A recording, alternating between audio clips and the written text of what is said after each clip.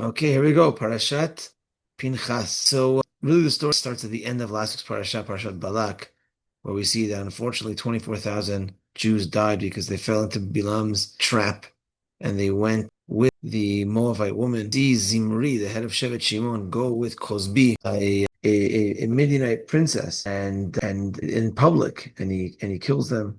And even though it looks like a zealous act, it stopped the Magifa and was praised by Kadosh Baruch Hu. He stood up for Hashem. He was rewarded Beriti Shalom with the concept of Shalom, and that he now became a Kohen. And we know Aaron a Kohen. We have a new Aaron in Bnei Israel. So now Pinchas, who was born, prior to when Aaron and Elazar became Kohanim, and therefore at that time the halacha was Aaron, and like at the moment when Hashem decided Aaron's going to be a Kohen, Aaron is a Kohen, and only the new children going forward from Elazar and Tamar were going to be Kohanim. He was already born; he wasn't a Kohen at that time, and only now after this Maaseh did he became a Kohen also. So he got becoming a Kohen also at this point. So that's the first story, the story of Pinchas. And then the Hashem counts Bnei Israel, counts the Leviim, and then the Parashah continues with the story of Benot Zilpah, the daughters, of how the father had no sons, and the daughters, for entering Eretz Israel, it was only going to be going to the son. So they said, why should we lose out? Why should we lose out? And why should we lose a portion in Eretz Israel? It's not our father's fault that he didn't have sons. And Moshe Rabbeinu says, okay, you're right, let me get back to you. And Hashem says they're saying the right thing, and they're going to be getting a portion as well. And also the laws of inheritance, which we'll probably go through some, are found in this week's Parashah. After this point, we see in the Torah, Moshe Rabbeinu, until the end of the Torah, is in a way, like passing away mode. He also, the new leader, Yoshua bin Nun, is appointed in our Parashah, and he counts Bnei Israel like a shepherd counting his flock. And then we're going to see in the subsequent Parashiyot as well. And the end of the Parashah talks about the laws of the Korbanot, Korban Tamid, the Korbanot on Shabbat, and various laws from the Chagim as well. So I'm going to jump to the story of, so when looking at the Parashah, the Torah tells us, open up us, the Torah tells us the lineage of God and his daughters. And the Pasuk says it's a real long lineage. The daughters of who was the son of Hefer, Gilad, and the son who was the son of Yosef. It goes all the way back to Yosef. So why such a long lineage? Why going all the way back to Yosef? And so Rashi answers the following: Yosef loved Eretz Israel, so too they loved Eretz Israel. They wanted a piece of Eretz Israel. So the question is that okay? Meaning, first of all, Yosef loved Eretz Israel because he wanted to be buried in Eretz Israel, like his father Yaakov Avinu. So he wanted, okay, you see a love from Yosef.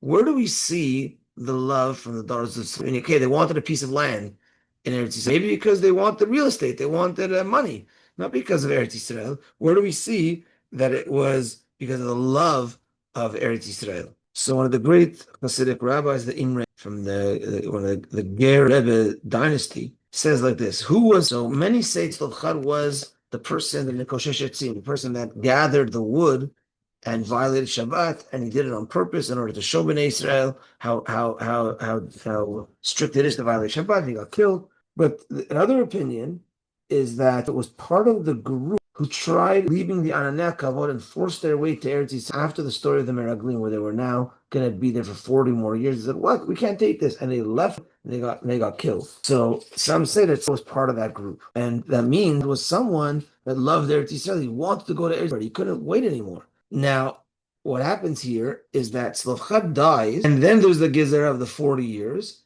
and now they're approaching going into Eretz Yisrael. So the daughters of Tzlachad, they say to Moshe, why should we lose out?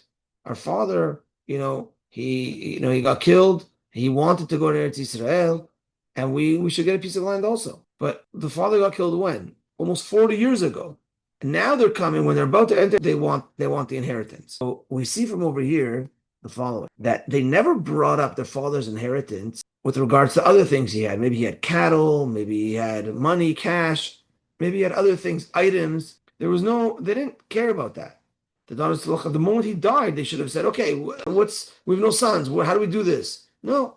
Okay, whatever it is, doesn't matter. They're in the desert. We're having man. We're having. Doesn't matter to us. But what matters to us is the inheritance of Eretz. So you see how the daughters of loved Eretz Yisrael because they only talked about the inheritance of their father only when it came into connection of Eretz Yisrael and not for their own, for the cash or the cattle, for other items.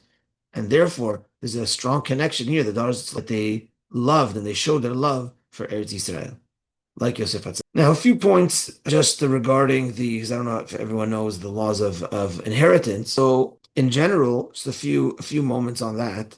In general, when it comes to inheritance, when a person passes away, we say it goes down, then it goes up. Down meaning it goes to a person's sons. So sons and then daughters, and then it goes. Then if there's no sons or no daughters, it goes up to the parents. If there's no parents, it goes to the side, to the brothers, and then to the sisters. So like this, it goes to the sons because let's say there's boys and girls. It'll go to the boys only because the girls, there's an assumption that they're going to get married and they're going to inherit from their husband's family. So she's going to be taken care of. So it always goes to the sons. And of course, we know that a bechor gets a double portion. What does a double portion mean? A person says three sons and then he passes away. What's a double portion? You pretend there's four sons, and the oldest takes two pieces. That's the how it gets divided up, the double portion. What about a wife? A wife doesn't inherit her husband, but she gets the ketubah, and she gets to be supported from the husband's estate until she gets the ketubah payout, or until she remarries. But a husband inherits his wife. So an interesting thing I have written down here from the halachot of inheritance that a boy born from cesarean section and not, let's say, bechor, born by and not peterech, then he does not qualify for double portion. He's bechor, but he doesn't get the double portion. So it would go first to sons and then to daughters. So if there's a son, it'll go to the son. If there's no sons, then it goes to the daughters. And if there's no sons or daughters, then it goes up to the father. No father, then it goes to the mother. And then it would go side, uncle. Yeah, there's someone that I know that unfortunately passed away and his parents are alive. And there's a story where the person had a commission that was supposed to go to him, but now that he died, so he asked the shayla. He said, no, you have to give the commission to the father. The father inherited the son.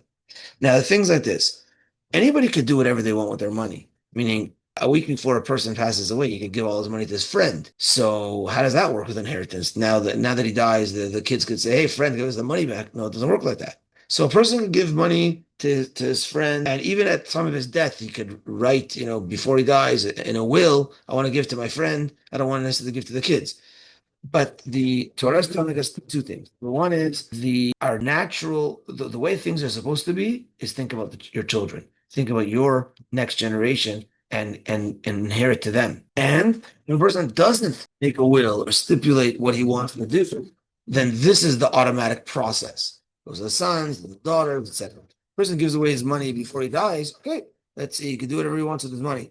But what happens afterwards, if there's no document, if there's no will, if there's no, then this is what happens. And I say that it's a good thing that even if a person already set up, like, okay, I'm going to give this to this kid, this to that kid, and he sets it all up beforehand, still he should leave room. Some people say, okay, I want to give equal. Even if I have sons, if I have daughters, I want to give everyone equal.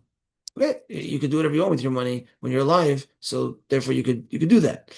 But a person should still set aside some money to have as an inheritance for his children according to the way the Torah prescribes. So if he has 5 kids, he has 3 boys, then he has 2 girls. So he should have a certain amount of money that's going to go in the proper way. The girls get 0. The 3 boys, the oldest one is going to get a double portion, and the other kid's going to get the other portions, and nothing for the daughters, to have a piece the way that the Torah prescribes it.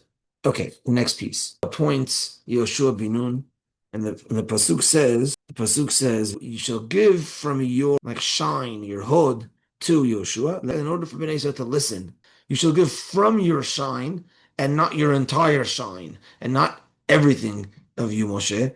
And that's what Rashi points out, that from the sun, the face of Yoshua is like the moon, where the moon is a reflection of the sun. So therefore, it only absorbed partial of what Moshe had, not fully. And the Gemara that quotes this also says, woe to that great embarrassment, woe to that great shame. What's the embarrassment? I mean, that what Yeshua wasn't the same level as Moshe. He was like the moon in comparison to the sun. I mean, okay, fine, but there's only one Moshe. You're second, Yeshua. You're right up there. Why is that an embarrassment? So the Rav Yitz, a person I have here in my notes, a person by the name of her father-in-law of the Netziv, he explained this Gemara that like this Gemara that says, "Woe to the embarrassment of Yoshua." He explains it with a mashal in a different way, and he says like this: Imagine there was a rich person that he passed by a city, and this city everybody was poor, and he tells the poor people of the city, "Look, I need workers," and he offers them a good amount of money, but you have to come to the city and work with me. So there's one guy that's okay, I'll do it. Everybody else, nah, too much. We're going to have to relocate now. Forget it. I'm fine in my situation here. One guy says, no, I'll go. So one guy goes and he becomes the right-hand man to this wealthy merchant. And slowly, this guy builds up. This guy becomes wealthy himself. So he comes back to the city to visit his family, visit his friends. He comes back and now he's this wealthy guy. And everybody is like embarrassed. They're embarrassed. They're shy. She says, "What? You guys are embarrassed of me? If it's because of my wealth, look, my master, my is much more wealthier than I am. What are you embarrassed about?" And what happened was they answered him like this. They said, "Your boss, you're the wealthy man that took you under his wing. Yeah, he's wealthy from his own family. He's wealthy from however Hashem blessed his family. But you were one of us. You were poor like us, and you decided to go with this wealthy man and you became wealthy yourself. We feel embarrassed about ourselves. Why couldn't we do it? We should have done it." And that's what's going on over here as well. That Moshe Rabbeinu taught Bnei Israel the Torah. And there was one person that was always there, never missed a beat. That was Yoshua ben Nun. And then when Yoshua got the leadership, it was a state of embarrassment. So you might think the embarrassment was, well, Yoshua's not like Moshe, so maybe Yoshua's embarrassed. No, the embarrassment was on the regular people, also the Zkenim, where, oh my gosh, Yoshua, you were like us. I could have been a town like you also. I could have done that. But we didn't do it. You were the one that did it. And they were embarrassed of themselves. They could have and should have put more effort. Therefore, the message, take advantage of every moment to keep on going with Torah, mitzvot, masim tovim, pushing and really taking advantage. Toward the end of the parasha, we have the korbanot. And we have the daily korban, one sheep to be offered in the morning, one sheep to be offered in the evening. I actually wrote about it in this week's you'll see, different than what we're going to be talking about now. So the first thing is that there's a famous midrash, and I've said it a few times, we'll just say it quickly here. What's the greatest pasuk in the Torah? So some say no, some say no, and I think it was that you should do one offering in the morning, one offering in the evening. Really? Why is that the best pasuk in the Torah? What does that mean? And the answer is consistency. When you have one in the morning, one in the evening, one in the morning, one in the evening. That consistency is so important when it comes to serving Hashem. Every day. I might be tired, I might be, in a bad mood. Every day, consistency. So the thing is, though, is that consistency, there could be a little bit of a downfall when it comes to consistency. Why? Because if you're doing the same thing every single day, every day, the same thing, it could become second nature and by rote, and you're not really into it. You don't have the kavanah. So as follows: How do we take care of this? That we're supposed to do this daily. Yes, stick to the minyan daily, stick to the korbanot daily. But how do we get it that we're not going to fall into the fact that it's a routine and that we're going to lose our kavanah? So we have to look in the pasuk beside this pasuk. And we say the korban olah, the tamid olah that was done in Har Sinai as a beautiful offering for Hashem. What does this mean? That it was offered in the past. What do I have to know about Har Sinai now? So the things as follows is that, as we mentioned, when a person works and does the same thing every day, in and out, every single day, things become stale. Things becomes automatic. It becomes second nature, as opposed to you see a person, quote this often, a bar mitzvah boy putting on tefillin the first time. There's excitement. Someone does a mitzvah the first time. There's excitement. 40 years later, is there going to be that same excitement? It's difficult. So how do we have that same excitement? How do we somehow connect to the fact that like things that are done over and over again, I could somehow still be happy and excited about it? So that's where we connect to that was done. It was the first time. It was Har Sinai. It's unbelievable. Imagine what kavanah there was in that korban olah. And therefore, what we need to do is we need to say every Korban Olah, I have to connect to that same feelings of Har Sinai. Every single day, I have to connect to those same amazing feelings the first time I did it. And that's what's going on over here. That we have to have consistency, but also a sense of newness in that, as if it's like the first time, but do everything every day consistently, in the morning, in the evening, and make it like it was the first offering in Har Sinai, like it was the first time you ever wore tefillin, like it was the first time you did that mitzvah, shaking the lulav or whatever that mitzvah is. That's what's going on with over here with consistency, how important it is, but at the same time, the pitfall of consistency is that it becomes second nature. So we always have to make sure to work on getting that simcha, keeping that energy going. Okay, I thought I had something else, but we'll let you out a couple minutes early. Maybe take these words and apply it to our lives. Bezrat Hashem, become the best people that we could be.